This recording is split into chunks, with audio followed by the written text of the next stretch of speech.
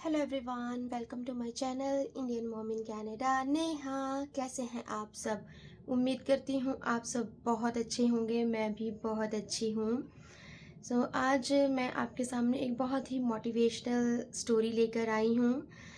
And इस story को बताने का मेरा मकसद बस इतना है कि जो लोग मायूस हो जाते हैं एंड हार मान जाते हैं, उनको इस स्टोरी से बहुत मोटिवेशन मिलेगा। आप इस स्टोरी को ज़्यादा से ज़्यादा शेयर भी कीजिएगा। और हाँ, मैं एक बात और कहना चाहती हूँ कि हमेशा अपने आसपास ऐसे लोगों के संपर्क में आइए, उनसे मिलिए जिनसे आपको मोटिवेशन मिलती है, जो आपको प्रोत्साहित करते हैं, आपको मोटिवेट करते हैं, ना कि डीमोटिवेट करते हैं। कुछ लोगों की फितरत ही होती है आपको नीचे गिराना। अगर आप कोई काम अच्छे ढंग से करना चाहते हैं और किसी की गाइडेंस मांगना चाहते हैं, तो वो आपको मोटिवेट करने की बजाय डीमोटिवेट करते हैं। तो प्लीज़ ऐसे लोगों से दूर रहिए, चाहे वो आपके अपने ही क्यों ना हो। तो चलिए जी, स्टोरी को शुरू करते हैं। एक बार की बात है, गौतम बुद्ध अपने शिष्यों के साथ जा रहे थे। वो पैदल यात्रा पर निकले हुए थे। उन्हें किसी गांव में पहुंचना था। वो सुबह से निकले हुए थे एंड चलते चलते वो बहुत ज़्यादा थक गए थे।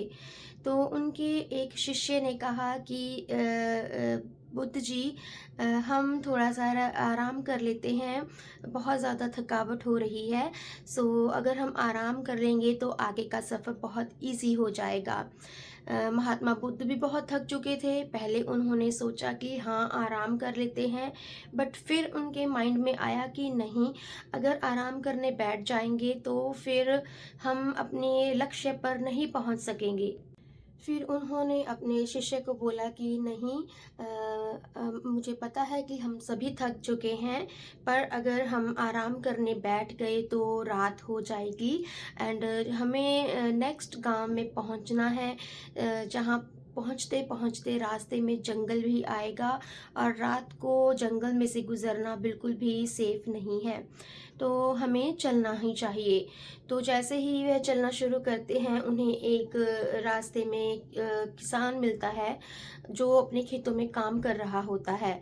तो वो शिष्य होता है, उसका नाम होता है आनंद।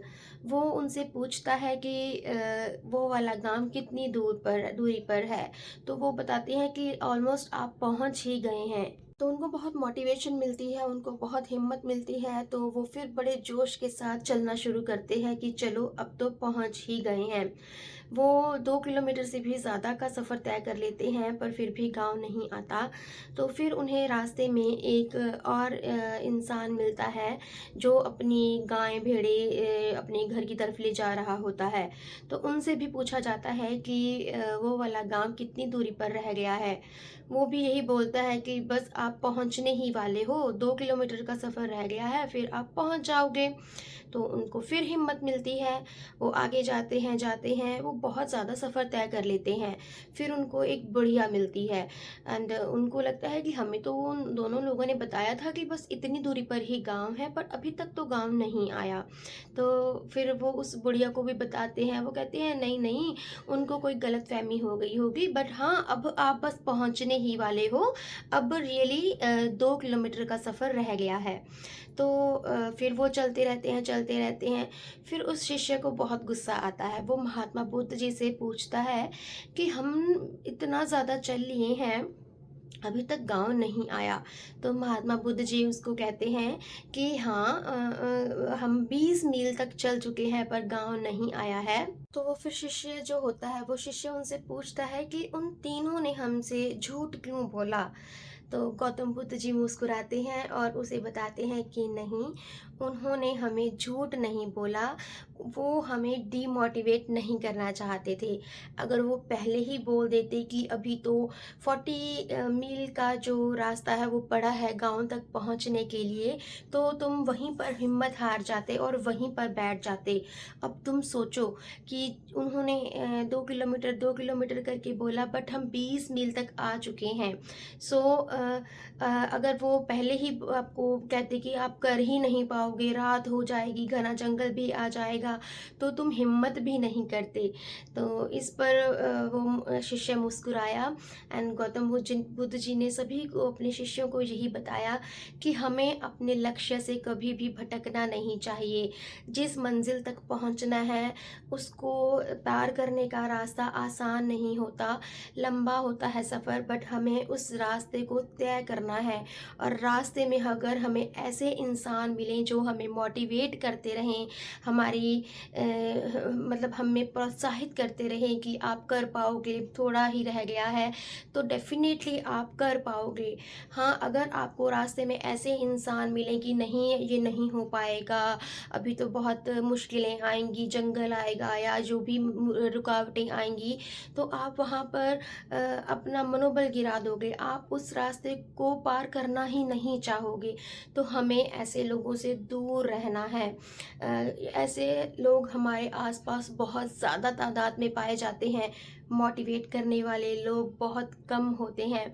बट हाँ, हमें ऐसे लोगों से ही संपर्क में रहना चाहिए जो आपको मोटिवेट करें, आपके लक्ष्य तक पहुंचने में आपका हौसला बढ़ाएं। और जो लोग आपको मोटिवेशन देते हैं वो खुद भी मोटिवेट रहते हैं लाइफ में। कहते हैं ना, जैसा सोचोगे, जैसा फील करोगे, वैसा ही तुम्हें वापस मिलेगा। अगर हम किसी को डीमोटिवेट करेंगे तो आपके अंदर भी वो डीमोटिवेशन वाली एनर्जी आ जाएगी। अगर आप किसी को मोटिवेट करोगे तो आप खुद भी अपनी लाइफ में बहुत मोटिवेट फील करोगे। अच्छा करोगे अच्छा पाओगे। कहते हैं ना, जैसा बीजोगे वैसा ही काटोगे। तो ये स्टोरी आज की बहुत ही मेरे दिल के करीब है। जब जब मैं भी डिमोटिवेट फील करती हूँ तो मैं ऐसे ही लोगों के पास जाती हूँ या ऐसे ही लोगों की बातें सुनना पसंद करती हूँ जो मुझे मोटिवेशन देते हैं।